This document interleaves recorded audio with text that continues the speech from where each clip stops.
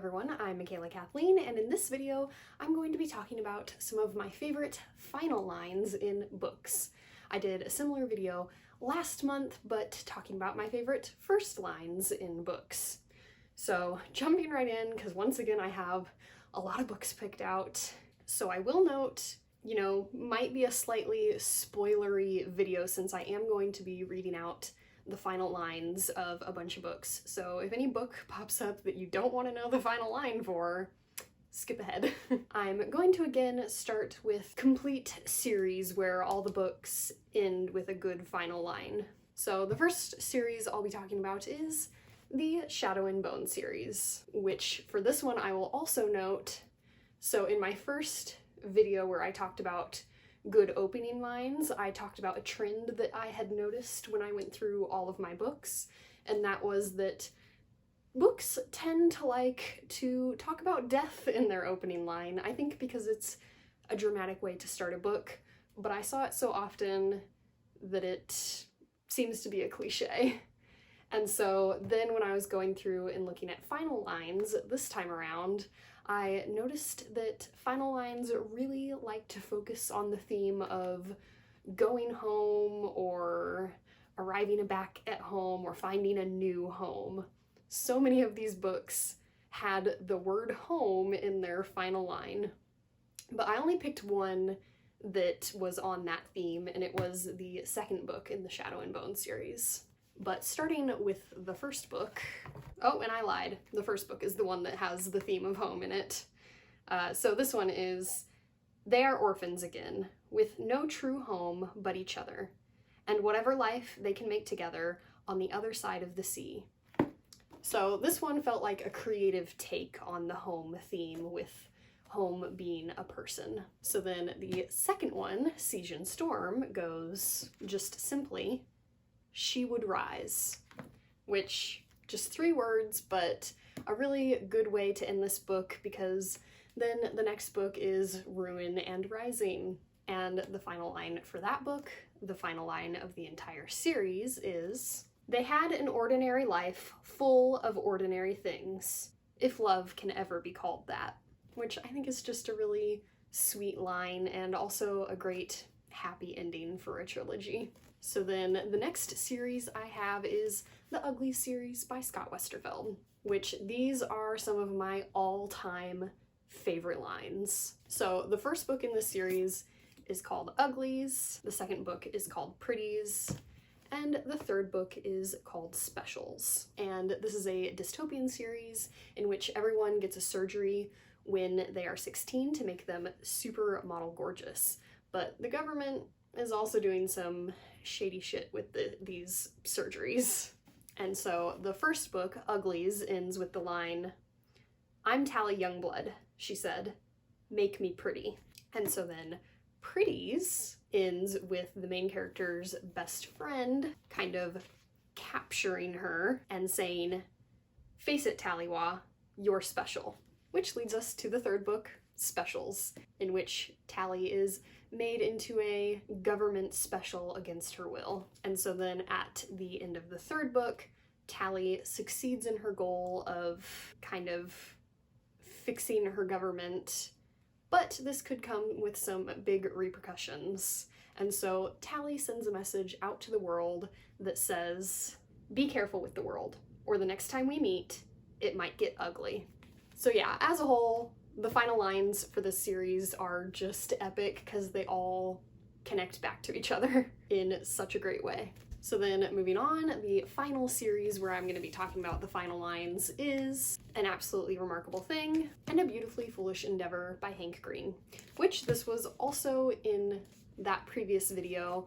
These ones also had good opening lines, which I did like the opening lines better, but the closing lines made this list too. And this first one I'm going to cheat a little and say the last couple sentences. But it ends, I have no idea how long I stared at it, but I do remember finally opening it with my heart in my throat. Just 2 words, knock knock. Which basically this was just a cliffhanger ending in which our main character has gotten an email that appears to be from herself. And so I do remember being very upset at the end of this book, not because I didn't like the ending, but because I wanted to know what happened next, which is of course a good way to end a first book in a series. So then the second book, the final book in this duology, ends with the sentence, "Somehow she made me feel human. And that is, I've learned, one of the very best things to be," which is a great way to end a duology about aliens, no? So then I have a few books that are part of series, but I only liked the final line in one or two of the books, not necessarily all of them. The first one being The Knife of Never Letting Go by Patrick Ness, which this one was also featured in my favorite opening lines video. Two of the books were in that video from this series. But for their final lines, I mostly just liked the first one. And this one goes, "Welcome," says the mayor, "to New Prentisstown," which is a real kind of twist ending. This is the villain of the book speaking, and our characters have arrived at the destination that they've been working towards the entire book, hoping it will be their salvation, but the villain has beat them there and made it into his own town. And then next I have Inkheart by Cornelia Funk, which this one goes, "As Mo had said, writing stories is a kind of magic too," which I just like the final line for this one because it's about stories. Next I have the second book from the Sisterhood of the Traveling Pants series.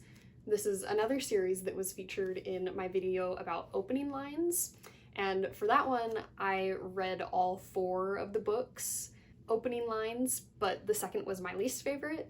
And then here, the second one was my favorite, and I decided that I'll just stick with this one. And at the end of this book, one of our main characters is looking at a picture of her and her 3 best friends' mothers, and the final line is, "Tibby noted with joy that all 4 of them were wearing jeans," which is a great way to end this book that is all about these 4 girls sharing a pair of jeans.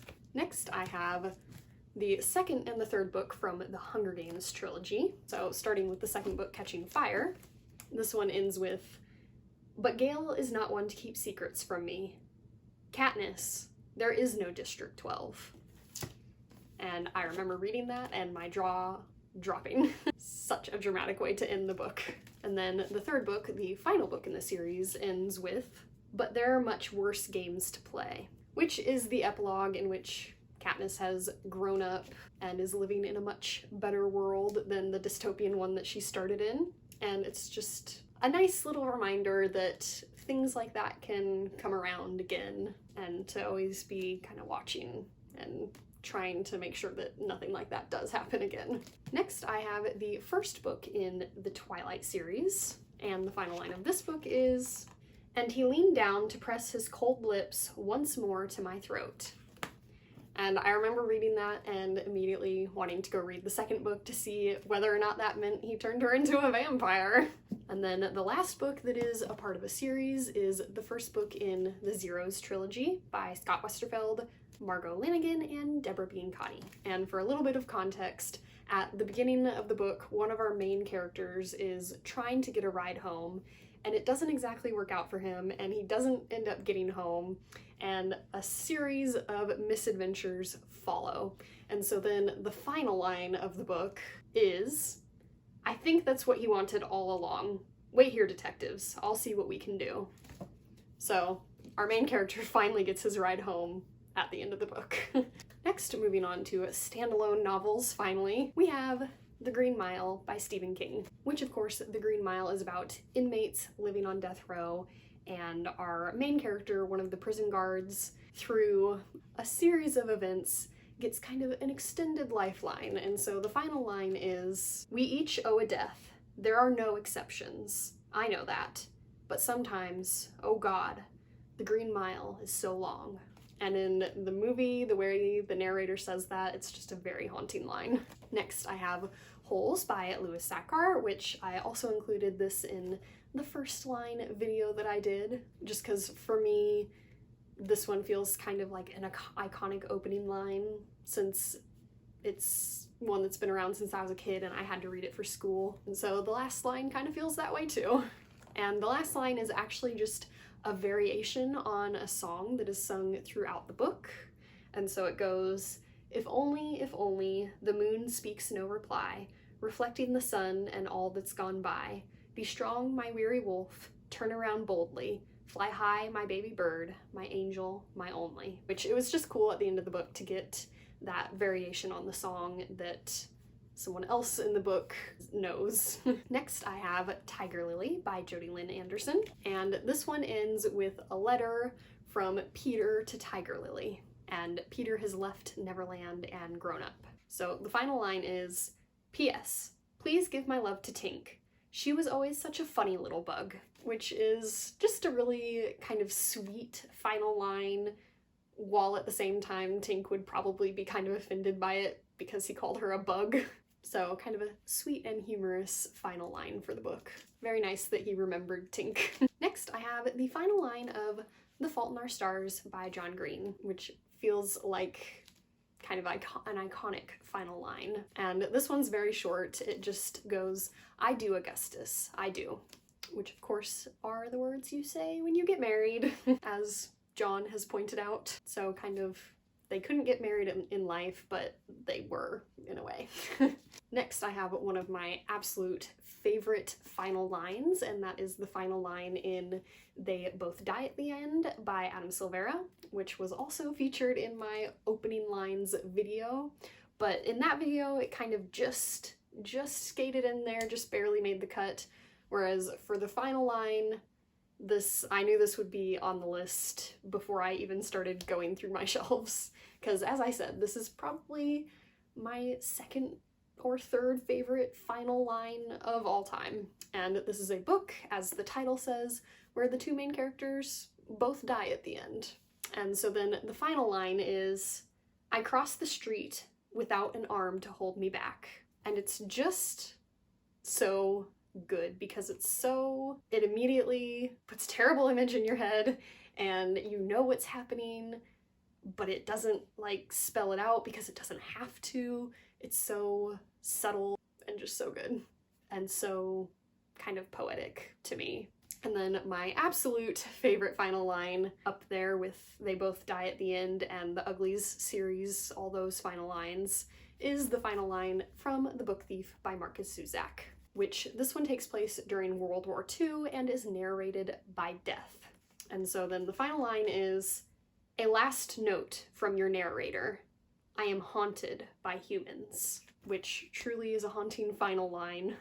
So then moving on to another World War II story, I have The Boy in the Striped Pajamas by John Boyne. And the final line of this one is, of course, all this happened a long time ago, and nothing like that could ever happen again. Not in this day and age. Which, much like the final line of the final book in the Hunger Games series, just reminds us that terrible things can always happen and we should always be on the watch and trying to make sure that things like that don't happen. Next, I have one that I think caused a bit of a stir in the book world, and that is the final line of Eleanor and Park by Rainbow Rowell. And this one goes, Eleanor hadn't written him a letter, it was a postcard. Just 3 words long. Which I think this one caused a stir because it's so ambiguous. Everyone, of course, wants to think that those words were I love you, but Rainbow refuses to confirm.